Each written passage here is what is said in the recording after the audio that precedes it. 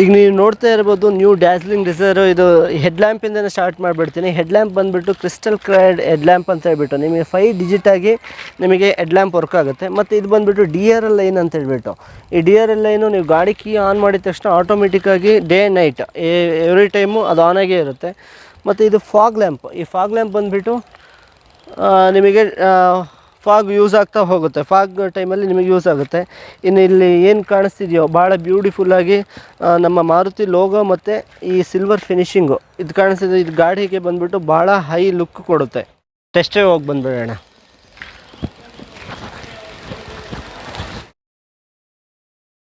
ನೋಡ್ತಾ ಇದ್ದೀರಾ ಫ್ರೆಂಡ್ಸ್ ಯಾವ ರೀತಿ ಸ್ಮೂತಾಗಿ ಮೂವ್ ಆಯಿತು ವೆಹಿಕಲ್ ಅಂತ. ಆ್ಯಂಡ್ ಆವಾಗಲೇ ಸರ್ ಹೇಳಿದ್ರು ಆ ರೀತಿ ನೋಡ್ಬೋದು. LED ಲೈಟ್ ಕೂಡ ಆನ್ ಆಗಿದೆ ನೋಡ್ಬೋದು. ಫುಲ್ ಲೈಟ್ ನೋಡ್ತಾ ಇದ್ದೀರಾ ನೀವು ಯಾವ ರೀತಿ 5 ಸ್ಟೆಪ್ ಹೆಡ್ ಲ್ಯಾಂಪ್ ಓಪನ್ ಆಗುತ್ತೆ ಅಂತ ಹೇಳಿದ್ರು. ಇದು ಡಿಮಂಡ್ ಡಿಪ್ಪು ನೋಡ್ತಾ ಇದ್ದೀರಾ ನೀವು.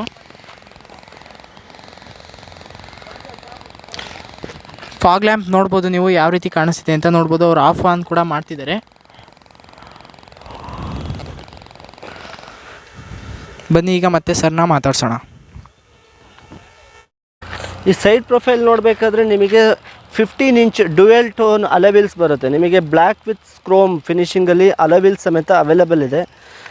ಇದು ಬಂದುಬಿಟ್ಟು ನಿಮಗೆ ಇನ್ನು push start button, door open ಮಾಡಬೇಕಾದ್ರೆ ಪುಷ್ ಸ್ಟಾರ್ಟ್ ಬಟನ್ ಕೀ ಸಮೇತ ಬರುತ್ತೆ. ಇನ್ನು ಸೈಡ್ ಪ್ರೊಫೈಲ್ ನೋಡ್ತೀನಿ ಅಂತ ಹೇಳಿದ್ರೆ ಈ ವಿಂಡೋ ಫ್ರೇಮ್ ಕಿಟ್ ಅಂತ ಹೇಳ್ಬಿಟ್ಟು ಇದು ಕ್ರೋಮ್ ಫಿನಿಷಿಂಗಾಗಿ ವಿಂಡೋ ಕಿಟ್ ಬರುತ್ತೆ.